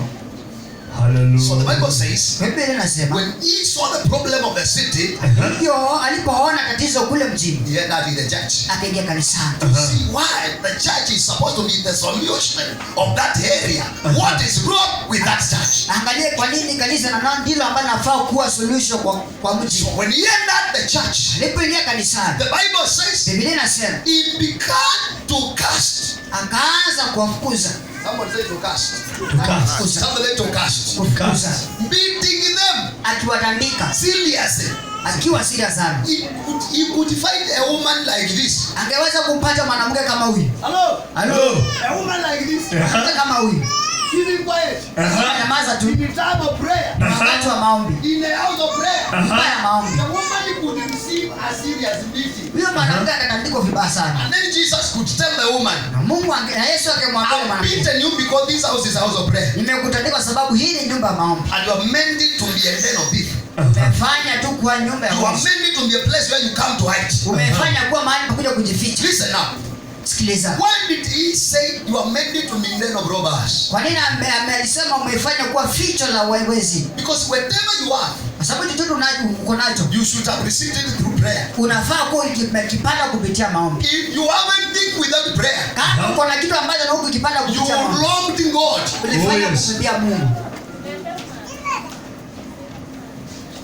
Any miracle that you have, Muujiza wote ambao uko nao, which was not born out of prayer, ambao kupata kupitia maombi, it was a serious wronging. hiyo ni wezi wa kijuu sana. Hallelujah. Talk to your friend. Muujiza bila maombi. Ask your friend. Where did you get your house from? Huyu nyumba yako ilitoa wapi? Where did you get your husband from? Mzee wako ulimtoa wapi? You robbed a husband. Uliiba mzee wewe. Hiyo ni kali. If you never prayed from God, Kama ukuomba kutoka kwa Mungu, the Bible says any good gift, Biblia imesema kila it zawadi comes nzuri from God. kutoka kwa Mungu. Where did you get money from? Wewe ulipata pesa kutoka wapi? Whenever you go to that prayer, Chochote ambacho ulipata na siku kupitia maombi, you robbed. ulifanya kuiba. Uliiba. You stone. Hey, that you can't the anointing of men of God. Unaweza tu kulipiga tu karata zako mafuta ya Mungu. Hey, that you can't the anointing. Wapiga ukora mafuta. There are many people who can't the anointing here. Kuna watu ambao walipiga mafuta ukora. Don't destroy your calling. Usianze kutuletea ukora hapa. Don't be sure you are calling. Usianze hapo kushuhudia ukora wako. Hallelujah. So Jesus could beat them dead. Yesu alikuwa anawapiga kabisa. I know you don't pray. Oh, uombi. This house is house of prayer. Hii nyumba ya maombi. And then they could run out. Lakini wao walikuwa wanakimbia wanatoka. And you know when they ran out, what the apostle could do? Ndio wakikimbia nje kile ambacho mtume alikuwa anafanya. Apostle could follow them. Mtume alikuwa anawafuata. Come back to church. Rudi kanisani. Come back to church. Rudi kanisani. Listen, Sikiliza. people who go out of church because of the meeting of Jesus, they never come back. Watu ambao hutoka kanisani kwa sababu ya kupigwa na Yesu huwa warudi. Even if you follow them, they will not come back. Hata ukiwafuata hawatawarudi. Oh yes. They will talk lies. Wanaanza kuongea mauongo huko. Because they have been received a serious beating. Kwa sababu walipigwa kabisa. Amen. Hiyo ni ufunuo. Kweli ufunuo. Hallelujah. Don't run after people who Jesus has beat them out. Usiwafuate watu ambao Yesu aliwapiga wakatoka nje. Because the beating of Jesus causes confusion. Kwa sababu kichapo cha Yesu huanza kuleta kuchanganyikiwa. They more talking bad. Wanaenda kutembea kule wanaongea uongo. Also is not a man of God. Tulikwazwa. Hata apostle alikuwa ananitaka nikamkataa. Amen. Mara captain alitokwaza. They are total lies. They are total lies. Wanaanza kuongea mauongo kabisa. It is a serious meeting. Ni kichapo cha It is a serious meeting. From Jesus Christ. Hallelujah. Because you want to go in the anointing. Kwa sababu wanataka kupiga mafuta ukora. Ndio. Hallelujah. Ndio hiyo. And Jesus said, Yesu akasema, the reason why I'm beating you outside, sababu ya kuwapiga ni kuwatoa nje. it is because you don't pray. Ni kwa sababu ya muombi. And this house is a house of prayer. Hii ni nyumba ya maombi. Tell your friend, pray before you receive a beating. Pray before you receive a beating. There are some sicknesses which are beating. Kuna magonjwa mengine ambayo mko nao tu ni kichapo. It is a beating from Jesus. Ni kichapo kutoka kwa Even Yesu. if you go to life, Hata ukienda kwa live. even if you go to Nganga, Hata ukienda kwa nganga. even if you go to Manyuru, Wanaoitwa manyoro. even if he does like this, Hata akifanya hivi. he will do this, Na kufanyia. but he cannot remove the beating of Jesus. Anaweza akatoa kichapo kwa Yesu. Hallelujah. He cannot remove the beating of Jesus. Hawezi akatoa kichapo cha Yesu. The beating of Jesus is only removed by prayer. Kichapo cha Yesu hutolewa na maombi. Somebody say prayer. Prayer. Somebody say prayer. Somebody say prayer. Somebody say prayer. Allow me to show you only another one key for only 10 minutes, and then I will stop there for another time. Kubali yetu ni kuonyesha ufunguo mwingine. Go back to the book of 2 Chronicles 7. Turudi tena katika hicho kitabu cha Nyakati wa Pili. There I am. Verses number 12. Verse 12. 2 Chronicles chapter 7 verse 12. This is how the Bible says. And the Lord appeared to Solomon by night. The Lord appeared to Solomon by night. Mungu akamtokea Sulemani usiku. And said unto him, I said unto Solomon. Na akamwambia Sulemani, I have heard thy prayer. Aya. Somebody say aya. Higher, Somebody say aya. higher, Aya. higher. I have heard You thy prayer, nimesikia maombi yako. but something remaining more. Kuna kitu ambacho kimebakia. Amen. I've heard thy prayer, Nimesikia maombi yako. but there's something Lakini kuna kitu that I've never heard from you. ambacho nikisikia I kutoka was kwako. expecting something else. Wanangojea ni kitu kingine fulani. More than prayer. Kwa zaidi ya maombi. More than prayer. Kwa zaidi ya maombi. Because it is a key to open the shut heaven. Kufungua mbingu ambayo imefungwa. I'll repeat. And the Lord appeared to Solomon by night and said unto him, I have heard thy prayer and have chosen this place to myself for an house of sacrifice. Ndio hiyo sasa. Amen. Then God told Solomon, Kwa hivyo Mungu akamwambia Sulemani, your prayer is good. maombi yako ni mzuri You sana. pray very good. Unaomba vizuri. But there is something else you don't understand about this house. Kuna kitu kingine uelewi kuhusu nyumba This is hii. not only a house of prayer. Hii sio nyumba tu ya maombi. It's also a house of sacrifice. Nyumba ya dhabihu. Yes. Ndio. And it is also a house of sacrifice. Ni pia hata nyumba ya dhabihu. Tell your friend your prayer is so good. Your prayer is so good. God has heard your prayer. Mungu amesikia maombi yako. God has heard your prayer. Mungu amesikia maombi God yako. has heard your prayer. Mungu amesikia maombi And yako. he told Solomon, Kwa hiyo akamwambia Sulemani, I never chose this place only because of prayer. kwa mahali hapa ni kwa sababu ya maombi tu. Sasa tuko hapo. Kizungumkuti iko hapo. There we are. Tell your friend there we are. Kizungumkuti. Tell your friend there we are. There we are. There we are. There we are. There we are. There we are. Solomon, Hiyo Sulemani, I have heard thy prayer. nimesikia maombi I've yako. heard their prayer. Nimesikia maombi yako. But I want you to know, Lakini nataka ujue, I've chosen this place nimechagua mahali hapa not only for prayer, sio kwa maombi tu, but I've chosen this house, bali nimechagua nyumba hii the house of sacrifice. iwe nyumba ya sadaka. Tell your friend the second key. Angalia mazao kwa ufunguo wa pili. It is called sacrifice. It is called sacrifice. Sacrifice. sacrifice. Sacrifice. Let me show you the problem of Anna. Waje kwenye shida ya Hana. Problem of Anna. Shida ya Hana. The husband knew the Bible.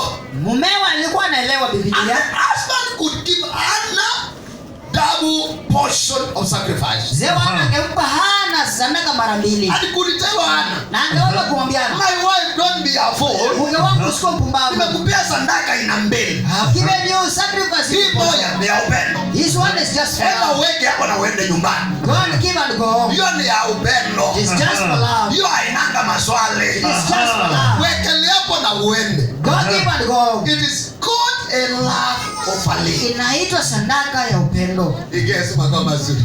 Tunapofahamu. The Bible says Biblia inasema the husband could give Anna another sacrifice. mzee wa Hana angempa sadaka nyingine. And this other Na sacrifice, sadaka hii the nyingine Bible says Biblia it inasema was because God kwa sababu Mungu desired a hope. alikuwa amefunga. It was a sacrifice Ilikuwa ni sadaka to open the womb. ya kufungua tumbo yake. Tell your friend about your prayer. About your prayer. About your prayer. Unasikia maombi yako? But I've never seen a sacrifice. Mimi sijaona sadaka yako. Wait. Ngoja. We are there. Baba. We are there. Verses number 14. Verse 14. This is how the Bible says, verse 14, 2 Chronicles 7. If my people, which are called by my name, shall humble themselves and pray and seek my face and turn from their wicked ways, then will I hear from heaven. Verse number 15 now. Verse 15. Now my eyes shall be open. Wait. Ngojea. I want you to discover two things here. Nataka uelewe vitu mbili. Now my eyes. Sasa macho yangu. Salimia mwenzako mwambie my eyes. My eyes. Somebody say my eyes. My eyes. And another thing, what? Kitu kingine nini? Now my eyes shall be open, Now my eyes shall be open. Macho yangu sana kwa yamefunguliwa. and my ears attend unto the And my prayer. ears are attentive to prayer. Masikio yangu yatasikiza maombi yako. Wait. Salimia mtu hapa juu mwambie the eyes of God The eyes of God and the ears. and the He ears. says, Anasema my ears will be attentive to prayer, masikio yangu yatakuwa nasikiliza maombi yako. but I will be opening my eyes. Yatakuwa nafungua macho I will yangu. be opening my eyes Yatakuwa nafungua macho yangu. to see the sacrifice. Niangalie sadaka To yako. see the sacrifice. Niangalie sadaka yako. He uses his eyes to see sacrifice. Yes. Macho yake yaangalie sadaka. And he uses the ears to hear prayer. Hallelujah. Sikiliza maombi. So now listen to what God tells Moses. Unasikia kile ambacho Mungu anamwambia Musa. I have heard the prayer of the children of Israel. Nimesikia maombi ya wana wa Israeli. And I have seen Nimeona their problem. matatizo yao. He sees your problem in your sacrifice. Anaona matatizo yako ndani ya sadaka yako. Many people here are always saying, I have problem. Amazon, me have problem. God is hearing you. Watu wengi wanasema Mungu nisikie nina matatizo. Mungu He anawasikia has tu. already heard your prayer. Amesikia maombi yako. What is remaining? Kile cannot see. kilichobakia. His eyes are open to see Macho yake yamefunguliwa yaone. the size of your problems. Yangu kwa ina mgani. God with the 10 shillings. Aha. Wanauliza, Ask you you. mean your problem equal to 10 shillings? Achana na kufa. I have heard your prayer, my Hallelujah. Sijaona sadaka yako. I'm not seeing your problem. Oh. Aha. Tatizo lako. Hakuna shida uko nayo wewe. Aha. Amen. Hallelujah. Habari ndio hiyo.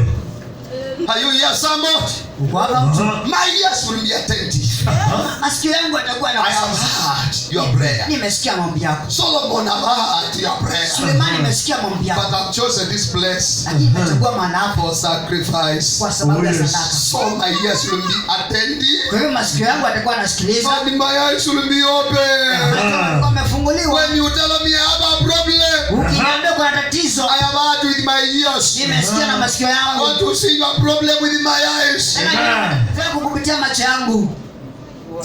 Hallelujah. And when he tries to look, Na jaribu kuangalia 50 bob.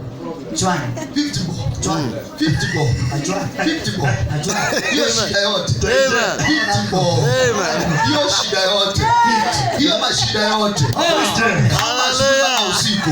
from morning up to night. Na inatoshana na 100. You are here with 100. Tuko hapo. Tuko hapo. Huo ndio ugonjwa. Tuko hapo, hiyo ndio ugonjwa. That is the sickness. Ask your friend, Tell me, I have heard. Nimesikia. Hallelujah. My eyes Macho yangu are always open. yamefunguliwa kila wakati. I see nothing. Asikia chochote. I hear something, Nasikia kitu but I see nothing. lakini sikia chochote. I hear something, Yes. but I see nothing. Hey, you mean you want to confuse God? Una macho unataka kumchanganya You Mungu. want to make God a blind God? Fanya Mungu kuwa Mungu kipofu. I've heard their Yes. cry. Hiyo kilio chako. I've seen their problem. Nimeona matatizo yao. God never sent Moses confusedly. Mungu hakumtuma Musa alikuwa tukia amechanganyikiwa. He said, I've heard their cry. Alisema nimesikia kilio chao And I've seen. na nimeona. Some they are less to hear, Na mazako mbele kuna kusikia and they are less to see. na Kuna kuna kuona. So Elikana knew this. Kwa hivyo Elikana alijua hili. Elikana knew this. Elikana alijua hili. And Elikana could give Hannah Na Elikana alikuwa anampa Hana double sacrifice. sadaka mara mbili. Because Sababu Hannah has a problem. Hana ako na shida. The Lord has shut her womb. Mungu amefunga tumbo yake. Then Elikana could tell Hannah, Kwa hivyo Elikana alikuwa anamwambia hii ni sadaka ya mtu ambaye tumbo imefungwa. this one is for those who their womb is closed. Ndio. Look to your friend, tell your friend, give as if you want the job. Kama mtu anataka kazi. Give as if you want the job. Toa kama mtu ambaye anataka kazi. Give as if you want a business. Toa kama mtu anataka biashara. Give as if you want a plot. Toa kama mtu anataka plot. So that may not confuse God. Kwa sababu watu kumchanganya Mungu. Acts chapter number 10. Matendo ya Mitume kifungu cha 10. Acts 10. Matendo ya Mitume 10. Acts 10. Matendo ya Mitume 10. Verses number 1 to 4. Mstari wa kwanza. Let's go to the book of Acts of Apostles, chapter number 10, verse 1. The Bible says, there was a certain man in Caesarea called Cornelius, and a centurion of the band called the Italian band. Verse 2. A devout man and one that feared God with all his people, or with his house, which gave much alms to the people. Oh yeah. Which gave what? Alms. Some of you which gave what? Gave? Which gave much. Oh, Much. Sorry. Wait, I have much. Much. I want to ask, Niulize. is 10 shillings much? No. 10 kweli ni nyingi. No. Is it 50 much? No. Watu Is ni 100 much? No. 100 ni mingi. My friend, Mwanzangu. which gave Much. much? Natoa mingi. So it means there is comparison in giving. Aha. Kwa hivyo inamaanisha kuna kulinganisha na Ulinganisho. Sure. Ulinganisho. Toka mwingine ndani mimi urudwa. Yesu kama sisi. Sisi mwana umekunya pende wanamchunguza no. Lazima sasa kumwambia katika kutoa kuchunguzwa. Kunya pende wanamchunguza no. Katika kutoa kuna kuchunguzwa. No, inaweza kumana Mungu anadhina wa kumya. Aha. Sasa jomba kuna shida ya kutoa. Ambizi agozi angolangi meumya nikana moneke. Anaanza kusema wale wengine wanatoa ndiposa waonekane. Babe ya numazi ame maikwenda kuoneka. Kuna watu ambao husema hawataki kuonekana. Kubika bozo umundu atangaza mandika baada na kundine. Mpaka leo posa ametangaza waandike huko kwa basha ndani. Nimekatana na wewe. Naliana. Tuandike bali olo. Tuandika hapa juu. Nondo kumya Kwa sababu kutoa Haile kwidi anamechunguza no. kuna famba na kuchunguzwa. Amen. Kezi ya maena mchunguza namba ikondea ndika umazambingi. Peona nani ya basi andikiko ino isi ya Cornelius. Kwa isi ya basi sikiwe unawa umya no. Ana petwika umazambingi. kuchunguzana. Umeanza vyangi mawasianizwa mamona kama umesema bei. Wewe na kuna wengine ambao walikuwa pamoja na walikuwa na wao wanatoa mingi. Ubuzi wako azenye kanunyo ngaya kona ngoya kwa kinga yuko na ngoya ku. Mungu ataona moyo wako. Tueva. Samana mkuleza kwa tindo hiyo. Bebida Ando angalia. Ukunda kuanzia kaindo kalaba dai wala chuya. Umekuja kuja unakuja unaweka chini Kalaka umoi. Bekwede aneba dai. kwa sababu hakuna kitu. Bekwede aneba dai. Kwa sababu hakuna. Let me tell you the truth. Wacha nikwambie ukweli. The Bible declares Biblia there imetangaza was a certain man. kulikuwa na mtu fulani. Because when you become a giver, Kwa sababu ukifanyika mtu wa you kutoa will become a certain man. utakuwa mtu fulani. There were other people in the land of Caesarea, Kulikuwa na watu wengine kule Kaisaria. but we don't know their name Hatujui jina lao. because they were not Kwa givers. sababu hakuwa watu wa There kutoa. are people in this church Kuna watu fulani kanisa who will hili never be known their name wala hawatajulikana majina because they yao don't give. kwa sababu hawatoi. Haya, hiyo ni kweli. Nanego. Hiyo ni kweli. What? Look to your friend. Tell your friend I want to know your name. Your friend, we want to know you. Want to know you. We want to know you. Want to know you. There was a certain man in Caesarea. Aha. Mtu fulani His name was Cornelius. jina lake ni Kornelio. How did they know the name of this man? Walijua jina la mtu hivi kivipi? He gave much. Alitoa mingi. Alitoa kutoa. Alitoa kutoa. Amen. Sichuan. Not toa nini? Alitoa kutoa. Kalema zako macho. Kalema zako macho. Kalema zako macho. Give in a way you can be recognized. Inaweza tukajiorganize. Unasikia wewe?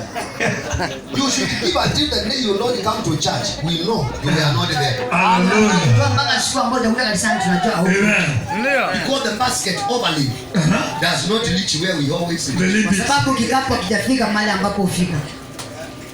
Ndio. Kabisa. Hebu rudia hiyo. Rudia hiyo.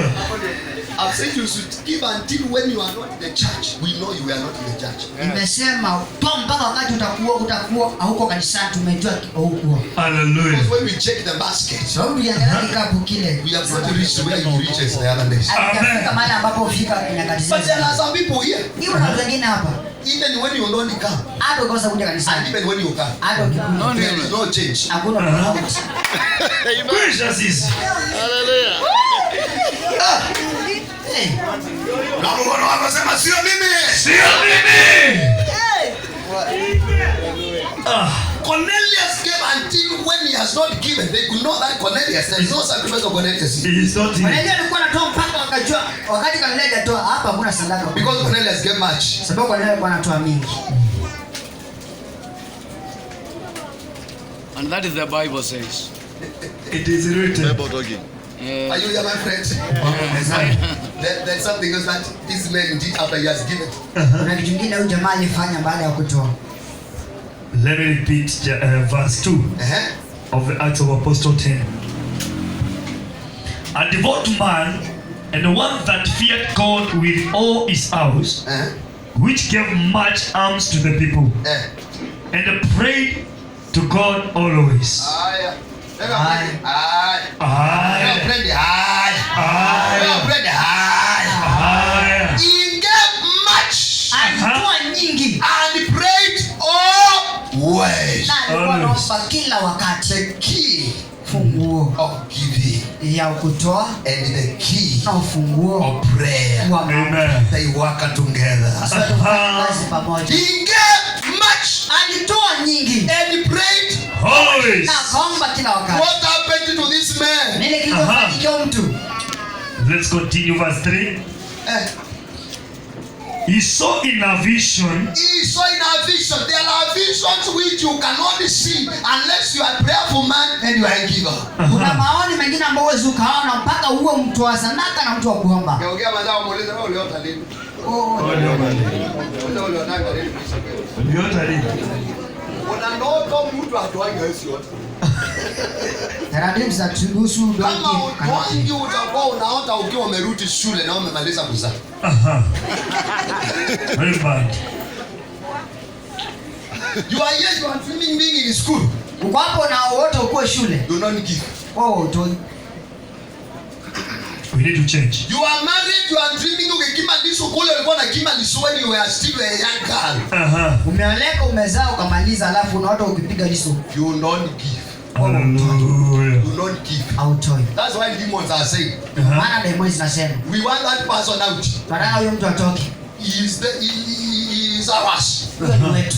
We don't know why he is in the church. Hatujui kwa nini uko kanisani. He should be out here with us. Anafaa kuwa huku nje na They sisi. want to pull you out. Wanataka kuvuta huku nje. Say, I say no. I say no. He saw a vision. Akaona maoni. What did the angel say? Leka lisema nini? I'll repeat. He saw in a vision evidently about the 9th hour of the day an angel of God coming into him. And saying unto him, Cornelius. Cornelius. And said, and when he looked on him, he was afraid and said, What is it, What is it? Lord? And he said unto him, Thy prayer Thy prayers and 9 alms and thy giving. are come up for a memorial before God. Tell somebody prayer and giving Prayer and giving can never be forgotten. cannot be forgotten. They become memorial. They become They memorial. become memorial. Ukumbusho. They are always remembered. Kila wakati ukumbukwa. If you not want to be forgotten, Kama hutaki usaulike, become a giver. fanyika kwa mtu wa Become kutoa. a giver. Fanyika kwa mtu wa That kutoa. is why a woman called Dorcas died. Kwa maana wakati huu mwanamke alikuwa Dorcas The alipokufa. Bible says women stood there. Biblia inasema wanawake wakasimama pale. Not with the only prayer. Sio tu na maombi pekee. Hallelujah. Haleluya. They stood there. Wakasimama pale. Wakasimama They pale. stood there. Wakasimama pale. Wakasimama pale. Hello. Halo. They were holding Walikuwa wameshika. the sweaters Walikuwa wameshika na mavazi. and the vitenges. Vitenge. They told Peter, Wakamwambia Petro, hii nilishonewa na Dorcas. this one was meant by Dorcas. Mwingine hii Dorcas. This one from Dorcas. Mwingine hii Dorcas. This one from Dorcas. Mwingine hii Dorcas. This one from Dorcas. They said, Wakasema, now Peter, nao Petro, we have got you here for only one purpose. tunakuita kwa sababu moja, Prayer. maombi. Because giving is okay. Hallelujah. Sababu sadaka iko tayari. Listen. Sikiliza. Pastor, Basi, do you want to pray miracles happen? unataka ukimba miujiza inafanyika. When Peter was called Wakati Petro aliitwa to pray for Dorcas, amwombee they Dorcas, showed Peter walimwonyesha Petro the sacrifice of Dorcas. sadaka za That Dorcas. is the sacrifice of this woman. Akasema hizo sadaka za huyu mwanamke. You have anointing now. Sasa uko na mafuta Perform a miracle. tena muongiza. Lakini si huruma yenu. Lakini si huruma yenu. Mtu atuoi. Lakini sio hii huruma yenu. Not Sio sympathy. huruma. Hallelujah. Hallelujah. Hii Yesu magomba suit. This is the sacrifice. Wakasema hii ndio sadaka. Now man of God, Sasa kwa Mungu you can now pray. unaweza ukaomba sasa.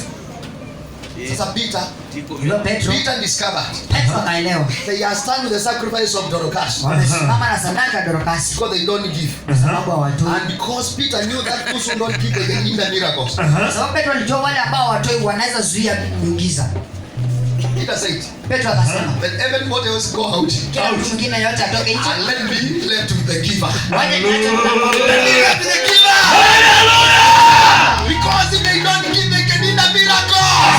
Watu wanaweza kuzuia miujiza.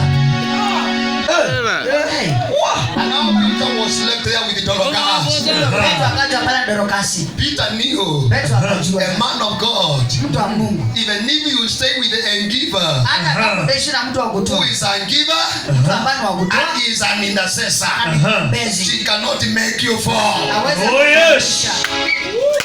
Hallelujah. Hallelujah. Ask your friend, Hizo mazao. what business do you have with my pastor? Ni biashara gani ambayo uko nayo na pastor wako? Only Yes, I one got it. givers Nataka tu watu wa kutoa and na intercessors waombezi around our pastor. wasimama na pastor wetu. Amen. Oh my God. This message is not coming to conclusion, but now let me welcome Apostle. Welcome. Apostle. Apostle, I've finished to come, Apostle. Malizia Mungu, malizia. Apostle, come. Malizia. Amen. Are you here? Uko hapa. Are you here? Somebody say my house. My house Shall be called house of prayer So we call the house of prayer for all people. for all people. Because all people can pray, Kwa sababu watu wote wanaweza kaomba. but not all people who can give. Asio Oh, kila mtu yes. anaweza katoa. That is it's a house of prayer for all people.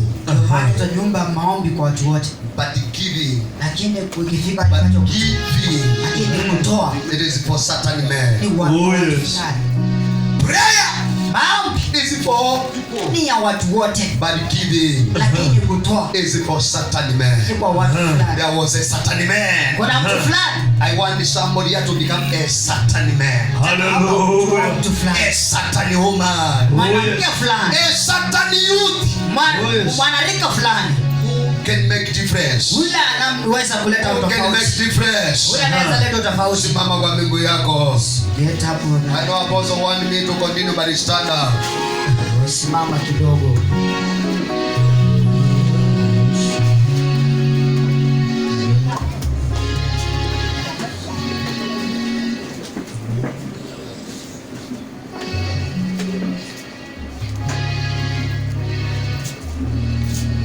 Look to your friend.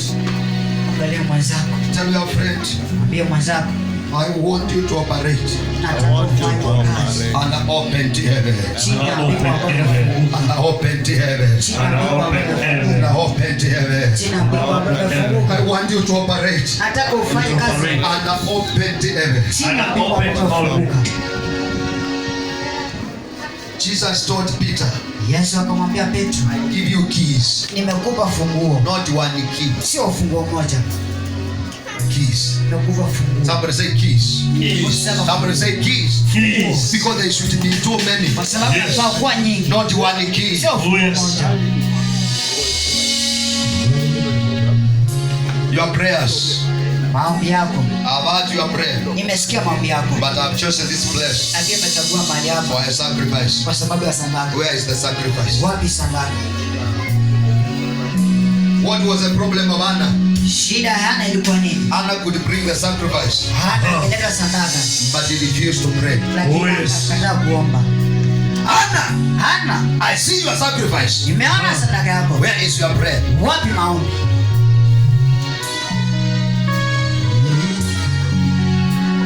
I've seen your Nimeona sacrifice. sadaka yako. Where's your prayer? Wapi maombi yako? I've heard your prayer. Nimesikia maombi yako. Where's your sacrifice? Wapi sadaka I yako? want to hear. Nataka kusikia. I want to see. Nataka kuona. Inua mikono yako mbele za Bwana. Lift up your hands before the Lord. Lift up your hands before the Lord. Inua mikono yako mbele za Bwana. Raise up those hands before the Lord. Inua mikono hiyo mbele za Mungu. Shakara baba babu.